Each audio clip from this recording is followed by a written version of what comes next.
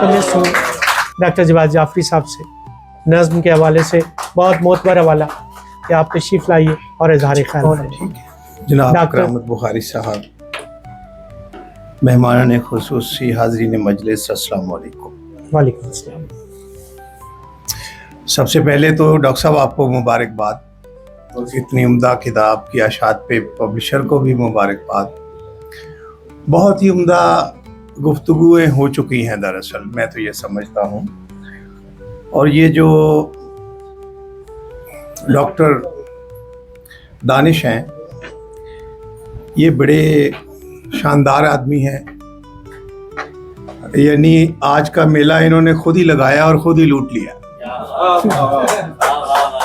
इतना अच्छा इन्होंने नज़्म पे सैर हासिल गुफ्तगू की, आलमी अदब से हवाले, और फिर इतने बड़े बड़े जो रज़मिये लिखे गए हैं, सबसे होते हवाते वो हमारी नज़म तक पहुँचे हैं। तो ये बहुत ही उम्दा बात है। मैं बस तो जो छोटी छोटी मुख्तसर सी बात करना चाहता हूँ, और ये एक सवाल है मेरी तरफ से आपकी नज़र। और सवाल ये है, ये फ़ोन किसका है? वो छोड़ गया अली भाई का, घर का ही है। हाँ ये मैं दे रहा हूँ, वरना जो आपने आज किया है ना, डॉक्टर सगीर होता तो उसने नहीं देना था। एक सवाल मैं आपकी नज़र करना चाहता हूँ, और वो ये है कि मौजूदा जो ज़माना है पिछले 10-20 साल, ये एक तरह से असनाफी नकल मकानी का ज़माना है।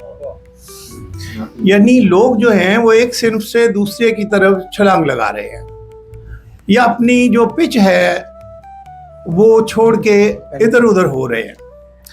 मसलन आप देखिए कि ये शिफ्टिंग जो है सबसे ज़्यादा 2 असनाफ में हो रही है, जिनमें पहला नावल है और दूसरी नज़्म है। नावल में मैं आपको याद दिलाऊं कि शम्सुर रहमान फारूकी एक शायर हैं और नक़ाद हैं। उनकी शायरी ने हमें कभी मुतासिर नहीं किया, लेकिन कई चांद थे सरे आसमां में, उसकी जो नस्र है वो बताती है कि ये एक शायर की लिखी हुई नस्र है। यानी उनका शायर गज़ल में तो काम नहीं आया, लेकिन कई चांद है सरे आसमां, उसके नस्र में उन्होंने बताया कि यूं शायर नस्र लिख सकता है। इसी तरह जावेद शाहीन है, गज़ल और नज़्म के बहुत बड़े शायर, लेकिन आखिरी उम्र में वो भी नावल की तरफ आए और उन्होंने एक दीवार की दूरी लिखा, और बहुत उम्दा नावल लिखा। अगरचे मुझे लगता है कि मुअस्सर क़ारीन में शायद वो पूरी तरह से पहुंचा नहीं, लेकिन वो बहुत उम्दा नावल है। फिर हमारे दोस्त डॉक्टर वहीद अहमद हैं, नज़्म के बहुत उम्दा शायर, लेकिन उन्होंने भी ज़ीनो लिखा। अच्छा, फिर अख्तर रज़ा सलीमी हैं, उन्होंने भी गज़ल के बहुत ही उम्दा शायर हैं, लेकिन उन्होंने भी 2 नावल लिखे हैं। अच्छा, अली अकबर नातिक है, गज़ल नज़्म का शायर, लेकिन वो भी आया। शाहीन अब्बास, वो भी गज़ल का इतना अच्छा शायर है, लेकिन उसने भी एक नावल लिख दिया। तो अभी बहुत से नावल हैं जो पर्दा गैब में हैं, यानी उनका भी जन्म होना है और उन्होंने मंजर पे आना है। तो ये एक बहुत बड़ी शिफ्टिंग है। मैं अक्सर सोचता हूँ कि ये क्या हो रहा है, शिफ्टिंग क्यों है? तो मुझे पूरा तो जवाब नहीं मिला, लेकिन आधा जवाब मिल गया मुझे। और वो आधा जवाब ये है कि कनाडा और एक आध दूसरा मुल्क है जहां से ऐसे अवार्ड दिए जा रहे हैं जिनके साथ बड़े डॉलर हैं, और वो सिर्फ नोवेल पे दिए जाते हैं। नसीर साहब, वो इंडिया के लिए अलग है, वो इनाम इंडिया के लिए अलग है, पाकिस्तान के लिए अलग है। तो मुझे लगता है कि हमारे बहुत से नावल निगार जो हैं वो उस अवार्ड के लिए, यानी ये मेरा क्या फ़ा है कि मैं इल्ज़ाम नहीं लगा रहा, हो सकता है कि बहुत से लोग इधर आने की वजह कोई और हो, लेकिन मैं इस सवाल का जवाब मेरे पास आधा भी नहीं है कि लोग अच्छी भली गज़लें लिखते हुए नज़्म की तरफ क्यों आ जाते हैं। मसलन मैं अब पिछले 15 वर्षों में या 20 वर्षों में मैं सिर्फ गज़ल लिख रहा हूँ, और मेरे तकरीबन 8-9 मजमूए गज़ल की नज़्म लिख रहा हूँ, और मेरे 8-9 मजमूए आ गए। तो مجھے یعنی ایسے لگتا ہے کہ نظم ایسی صنف سخن ہے جو کسی ایوارڈ کے انتظار میں نہیں ہے، اور نظم اپنا صلہ آپ ہے. بہت اچھا. تو یہی وجہ ہے کہ اب ہمارے دوست جو ہیں وہ نظم کی طرف آئے ہیں، اور بلکہ ہمیں کھلی باہوں سے استقبال کرنا چاہیے اس دنیا میں ان کا. اور جو مجموعہ لے کے آئے ہیں وہ کئی اعتبار سے بہت عمدہ مجموعہ ہے. میں بہت لمبا تجزیہ تو نہیں کرنا چاہتا، میں بس ایک دو نظمیں جنہوں نے مجھے بہت ہی اٹریکٹ کیا ہے ان کا یہاں ذکر کرنا چاہتا ہوں. مثلاً ایک نظم جو آج صبح میں پڑھ رہا تھا اس کا عنوان تھا سوال. سوال ایک ایسی نظم ہے جس میں پرندے ہم سے کچھ سوال کرتے ہیں، اور وہ سوال یہ ہے کہ ہمارے گھر کہاں گئے. ہائے. جن درختوں پہ ہم رہتے تھے وہ درخت کہاں گئے، جس انوائرمنٹ میں ہم افزائش نسل کرتے تھے وہ انوائرمنٹ کہاں چلا گیا. تو اس کا جواب ظاہر ہے یہی ہے کہ ہم نے لاہور کو وسیع کرنے کے لیے آپ کے گھر اور آپ کا وہ ماحول چھین لیا. آپ ذرا دیکھیے کہ پچھلے 10-15 برسوں میں جسے ہم لاہور کی ترقی کہہ رہے ہیں وہ کنکریٹ کے جنگل کے علاوہ کچھ نہیں. یہ لاہور کے کوکھ پہ لگنے والے وہ زخم ہیں جنہیں ہمیں کبھی میٹرو کہتے ہیں، کبھی اورنج ٹرین کہتے ہیں، جنہوں نے لاہور کو تقسیم کر دیا، جنہوں نے لاہور کو بدصورت بنا دیا ہے. اور میرے پیارے دوستو، وہ درخت جن کا پرندے سوال کر رہے ہیں وہ انہی سڑکوں کے کنارے تو تھے، وہ انہی صحنوں میں تو تھے.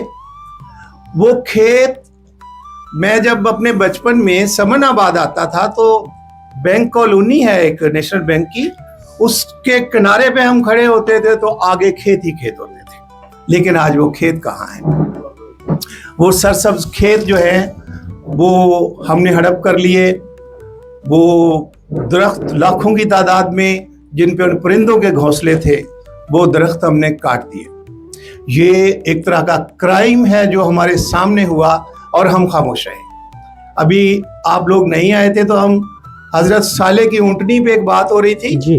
تو اس پہ یہی بات ہو رہی تھی کہ جب صالح واپس آئے اور پوچھا میری اونٹنی کو کس نے مارا تو لوگوں نے کہا جی ہمیں تو پتہ نہیں. تو انہوں نے کہا تم یہاں کھڑے کیا دیکھ رہے ہو؟ انہوں نے کہا جی فلاں فلاں بندے نے مارا. تو کہا گیا کہ آپ نے انہیں روکا تھا؟ انہوں نے کہا نہیں.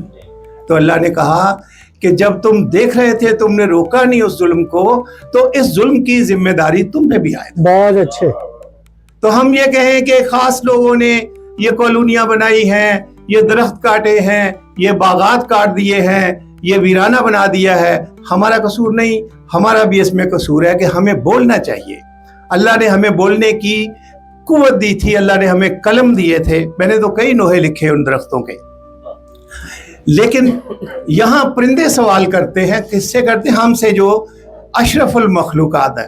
میں حیران ہوتا ہوں کہ ایک زمین ہے، زمین پہ تقریباً 76% حصہ جو ہے وہ پانی ہے، وہ کوئی 23-24% جو ہے خشکی ہے. خشکی میں جنگل ہیں، دلدلے ہیں، دریا بہ رہے ہیں، کئی کچھ ہے. پتہ نہیں کہاں سے ہم نے لائسنس لے لیا کہ ہم اشرف المخلوقات ہیں. اور وہ جو 76% ہیں، زمین کا ایک بڑا حصہ اشرف المخلوق، زمین کی نمائندگی کا حق انہیں ملنا چاہیے یا 23% والوں کو. اور جب ہمیں یہ لائسنس ہم نے خود ہی اپنے آپ کو دے لیا، پھر ہم نے اس لائسنس کا استعمال کرتے ہوئے نہ پرندوں کو جینے دیا، نہ ہم نے جانور چھوڑے، نہ ہم نے درختوں کو معاف کیا. آپ دیکھیے کوئی چینل کھولیں تو انسان جو ہے جنگلوں میں درخت کاٹ رہا ہے، پرندوں کو پکڑ رہا ہے، مگرمچھوں کے منہ پہ ٹیپ لگا رہا ہے. پتہ نہیں، یعنی پانی میں، سمندر میں کشتیاں دوڑی پھر رہی. کبھی سوچا نہیں کہ یہ کچھ لوگوں، کسی مخلوق کا یہ علاقہ ہے، اس کی کالونی ہے، اس کا یہ ملک ہے، اس کا وطن ہے جس میں ہم دندناتے پھر رہے ہیں. تو خواتین و حضرات، یہ جو پرندے نے سوال کیا ہے، یہ سوال صرف پرندے کی طرف سے نہیں ہے، ان تمام مخلوقات کی طرف سے ہے جن کا ہم نے अशरफुल मखलूकात का लाइसेंस लेके उनका जीना हराम कर रखा है। तो बहुत उम्दा किताब है, मैं कुछ और नज़में भी मैंने मुंतखब की थी, लेकिन मैं चाहूँगा कि फिर किसी और बड़ी तकरीबात होंगी इसकी। लेकिन एक आखिरी छोटी सी बात कि इन्होंने जो अपनी तरफ से कंट्रीब्यूशन किया है उसमें इन्होंने आगाज़ में एक बात लिखी है, और वो बात क्या है, कहते हैं कि जब जंग अजीम लगी तो पिकासो की एक तस्वीर पे इन्होंने बात की कि पिकासो ने, जो कि स्पेन का रहने वाला था, और उसका जो गांव था उस पे इतने सख्त हमले हुए नाजियों ने किए कि वो पूरा गांव जल गया। अब पिकासो ने अपने गांव की तस्वीर बनाई और उसमें दिखाया कि आगे एक औरत, एक मर्द, एक बच्चा, एक गाय और एक घोड़ा, ये तस्वीर थी, और सारे आसमान की तरफ मुंह करके तो वो बिलख रहे हैं, वो गिरिया कर रहे थे कि इतनी देर में उस तस्वीर की तलाश में नाजी फौज आई और उसने हल्ला बोल दिया पिकासो के स्टूडियो पे और तस्वीर बरामद कर ली। वहाँ पिकासो भी मौजूद था। उन्होंने पूछा कि ए पिकासो, क्या ये तस्वीर तुमने बनाई है? पिकासो ने कहा नहीं, ये तस्वीर तुमने बनाई है। हाय, वाह वाह वाह, वाह वाह, ये तस्वीर तुमने बनाई है।